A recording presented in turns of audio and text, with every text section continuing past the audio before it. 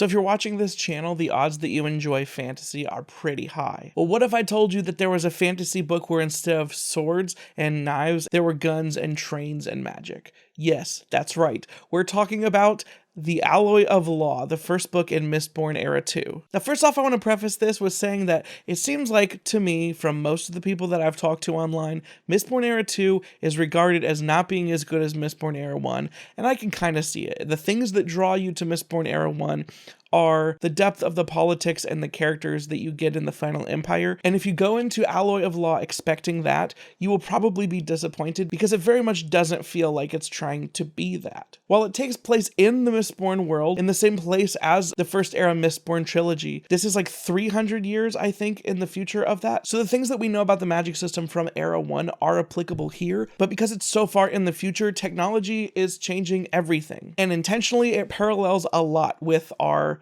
Wild West kind of stories. Growing up, my dad had me watch some like old John Wayne movies, like these kind of Western things. There was like also the Western shows on TV Land, like Gunsmoke and stuff.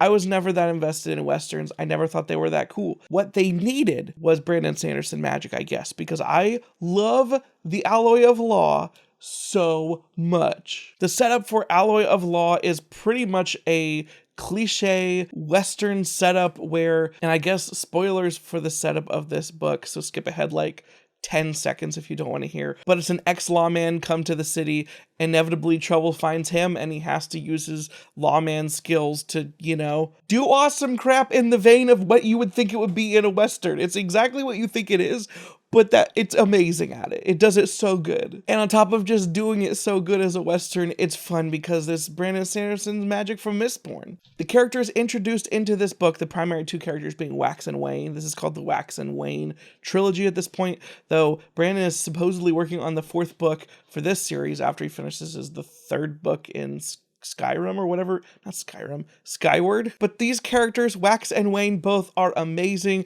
Some of the other side characters are very interesting. It's Sanderson's character work, so you either know if you love it or hate it at this point. But instead of being the standard epic fantasy style tale, this one feels a lot more like a standard Western movie with the Sanderson flair added to it. And I just didn't know how much I wanted that. Maybe it's because I read too many adult epic fantasies at the end of last year, but this was the perfect pace changer for me. It's generally more lighthearted, it's more humorous, there's not as much massive world building that you have to get into. Like, it doesn't feel like a fantasy, especially Brandon Sanderson sense, but even the adult epic fantasy sense where the first large chunk of a book is spent world building. We know a lot of the world building because of Mistborn, but on top of that, I don't even think you have to know that much going into this one. But the story here isn't about that so much as it's about the characters and the small scale plot that they have. Instead of being like, the world is ending, everything is exploding, it's a lot more grounded into these characters and these specific things that are going on in this town. And that's not to say that maybe eventually this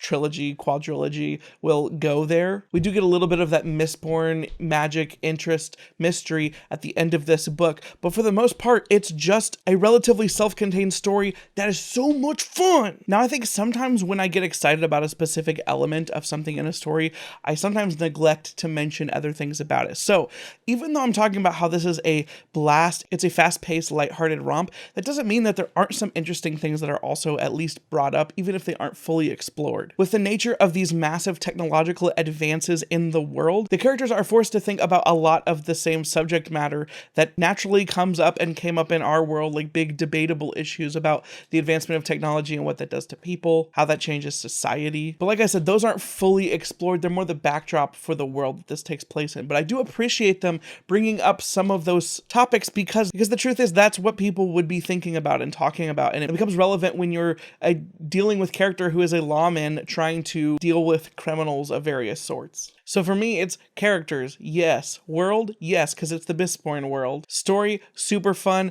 Like I said, I blazed through this book in a time when I was trying to take a break from reading, but it was just too dang good. And I did something which I very rarely do on this channel, which is I jumped immediately into book 2. So I'm actually reading Shadows of Self right now. So I guess probably expect some video on that book in the near future. If there were reasons I wouldn't want to recommend this book, it would mostly be due to the actual theme.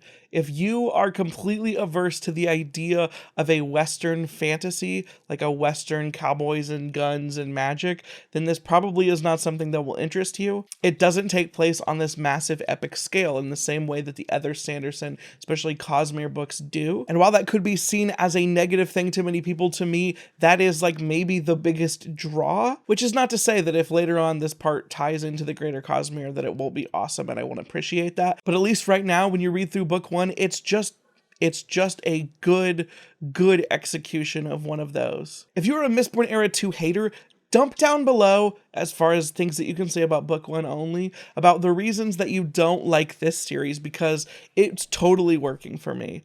Like I said, please try to keep it to only book one, because that's all I've read so far. If you've read Mistborn Era 1 but not Mistborn Era 2, does what I said potentially excite you to get into Mistborn Era 2? Were you afraid of it before because of what other people have said? I just want to emphasize, this is the exact book that I needed for this time in my reading life. I love it so much. After I finish Mistborn Era 2, I'll be pretty much done with the Cosmere, except for the Arcanum Unbounded and graphic novel stuff. Anyway, thank you so much for watching. If you like this video, please leave a thumbs up on it. If you haven't subscribed to this channel before, but you would like to see more of these videos, please remember to hit that subscribe button. And if you hit that bell, you'll get notified every time I post a new video. If you'd like to discuss the Alloy of Law in a better, more conversational format, there's a link down below to my Discord where I have a bunch of awesome friends who love to talk about books and other subjects there. I want to say we have both Mistborn Era 2 fans and non-fans there as well. And if you'd like to help out this channel financially, including being part of the buddy reads that we do, as well as the buddy read selection process, there's a link down below to my Patreon as well. Once again, thank you so much for watching. I hope to see you again soon.